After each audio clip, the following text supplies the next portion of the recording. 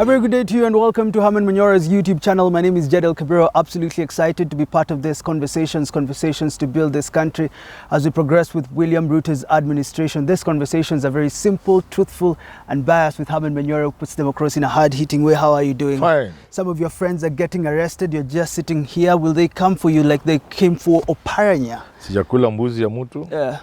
Sijanyang'anya bibi ya mtu. Ama sijatukana mtu. Me, I'm a clean man. Tujafanya nini? A clean man. Nothing you at know, all. Poor people like us, sometimes we console ourselves. Yeah. We say when these people, when they'll come for these people, it is us who will be walking with our chest mbele huko, kitu ile ingine nyuma, na kichwa juu. Yeah. That's how we console ourselves. You didn't steal anything. You were not part of anything. I've never stolen anybody's money.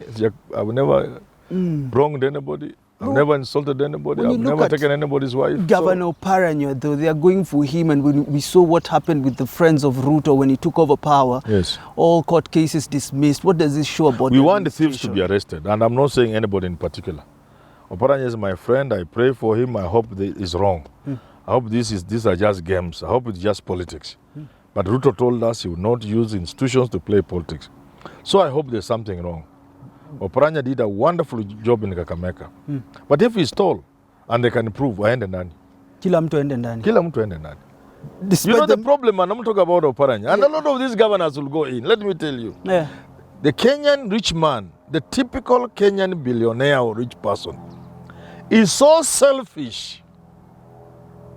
He would rather put money in the wife's account than even use a friend to make some of that money. Just because if there is some 20 million, the friend could go with 5 million and back in a 15. He would rather put all of it in the wife's account. This is the typical Kenyan politician, typical Kenyan rich person. So if the DPP is looking for evidence, they will get evidence for sure. All these guys will go to jail because they are so selfish. So selfish. He cannot allow you, akwambie Manyora kuja hapa, leta kampuni moja, tufanye hii biashara na wewe. He feels bad that in the process you can make 1 million.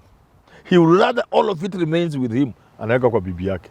These guys will go to jail in a way nobody can say. But I'm praying for Oparanya because Oparanya is my friend. I'm praying for him. He did a wonderful job. Honestly speaking, if you look at governors who worked, to find one who did more than Oparanya will be very difficult. But if as he was working, he was eating, it's good kidogo, but if he stole, aende ndani. Let's talk about what we're here to talk about truthfulness, and our truthful man is called Deputy President Rigathi Gachagua. Yes, Speaking in his position, he said, look, these talks are pointless. They'll not end anywhere because the decision has been reached, the deal has been sealed, and you said you had this small feeling. Did you have a feeling, Ama, you knew for sure that a deal has been made? A feeling.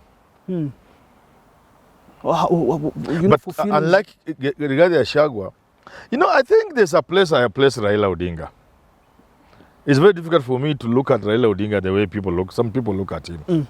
I think Raila Odinga is beyond reproach. Raila Odinga ni mweupe kama pamba.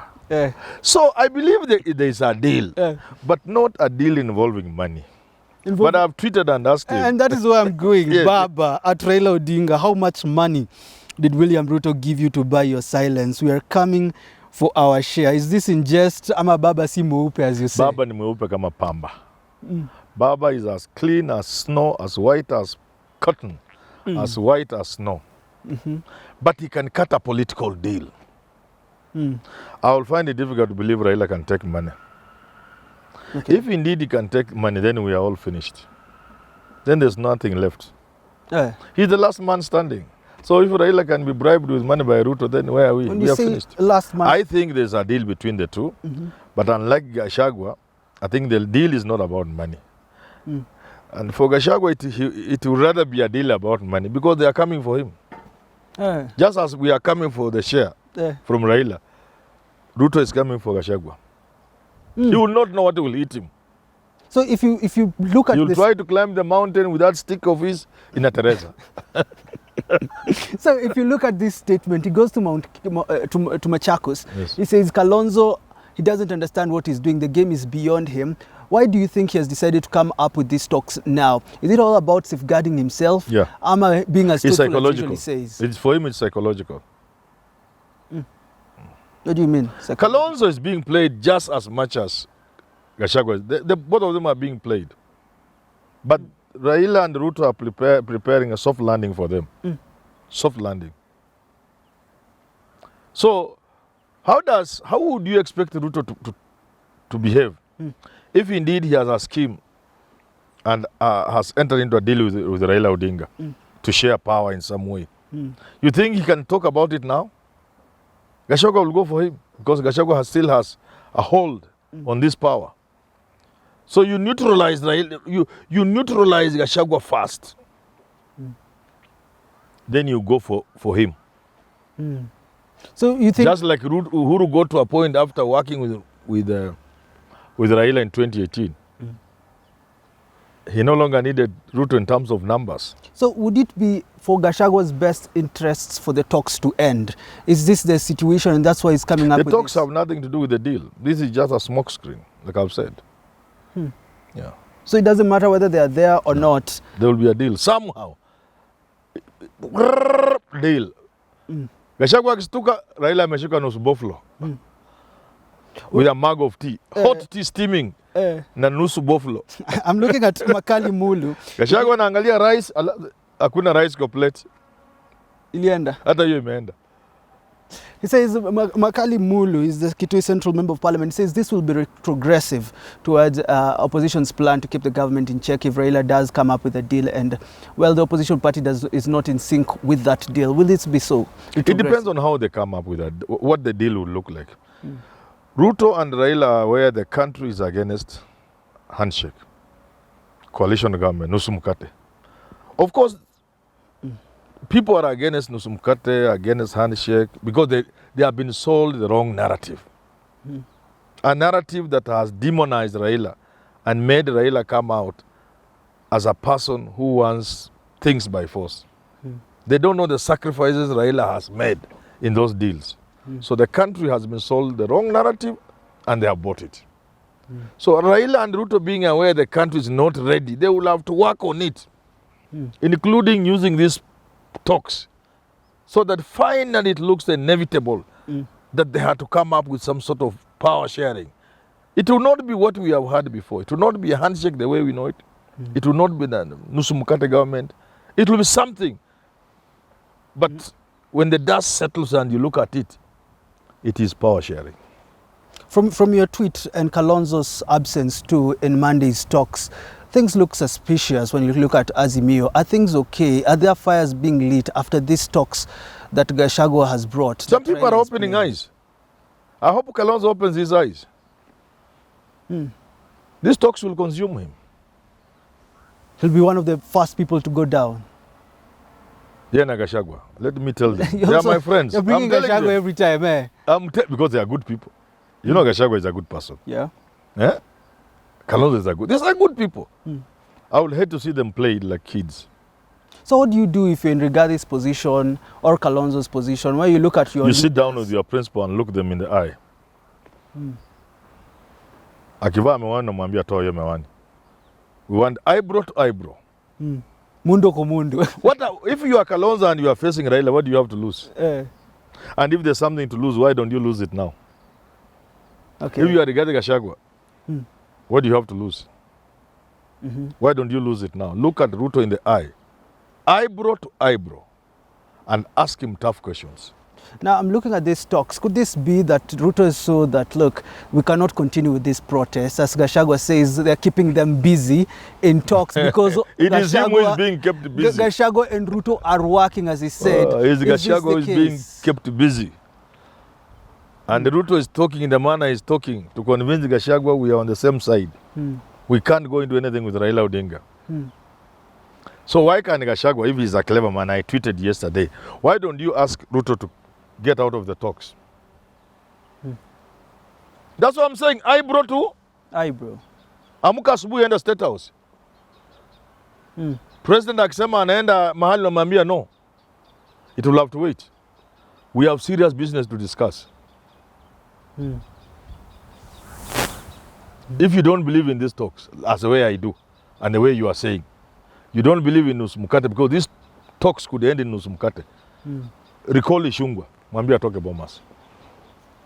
If you speak the way you're speaking, what is the place of the people, of the supporters of both Ruto and Raila in this current regime? What is the place of the people? But I've said repeatedly, people are nowhere in the picture. Which president have you seen putting people in the picture? This is a sad state of the minister. situation. This is the sad or state. Which king? Even kings were better. Modern politics, the modern state, is an arrangement for a few people to use state power, state apparatus, and the resources of the country for their own benefit. You can say that too about Raila, that he isn't really there for his people. Is this the case? You know, the problem is Raila complicates this thing because of his history. It's very difficult to talk of Raila in that manner. Because of what he has gone through, what he has done, his commitment. He may be just the right person to work for the people. Because at least I'll be hesitant to see Raila as an ordinary president. If I were to look at him, I'll look at him in the class of presidents like Thomas Sankara. People who have come to serve society. Yeah, he belongs in that category. Then would you say he's still the same Raila that fought for multipartyism? Or has it changed? We all change. Time has an impact on all of us. Raila is now an old man. Age also has an impact on all of us. We begin to see things differently. So he has mellowed a bit. He's not the Raila of 2007. If you gave Raila power in 2007, this country will be a different place now. Yeah. But I'm not saying, even Raila at his worst, at his weakest, would be better than all these fellows you are looking around and talking about. At his worst. Yeah. Then how should we go about this now? We've had post-election talks with this bipartisan thing. How should they go about it now so that everyone can live satisfied? Even if you say they're not for the people, at least people can feel included. In other words, how they can massage the people. Yeah. Just to massage the people. Try to make people feel included, if massaging is the word you'll use. The only way to massage people here will be to talk about cost of living. And I've given this. I've said, Ruto can use these talks as an excuse. So that IMF and the World Bank can allow him to do a few things. He can tell them I've been pushed to give subsidies. I can't come out of Bomas with nothing for the people. Then please let me give subsidies. Because some of the things he's not doing or doing is because of IMF and the World Bank. And they have not even made a secret. It's open. Yeah. Yeah. The World Bank and IMF has brought mess in this country from 1983. University students are forcing to marry each other so they may cook for each other in the hostels. Because IMF told us, don't give students free food in a poor third world country like this. If you don't feed university students and give them free education, can you produce people? The universities are just producing papers, not people. So the same, they don't even hide. Even now they are telling Ruto, don't do this, don't do this. But Ruto can use Bomas and the talks as an excuse to bring some good things to the people of Kenya. Ambia World Bank. Hapa nimefinywa kidogo hapa. Allow us.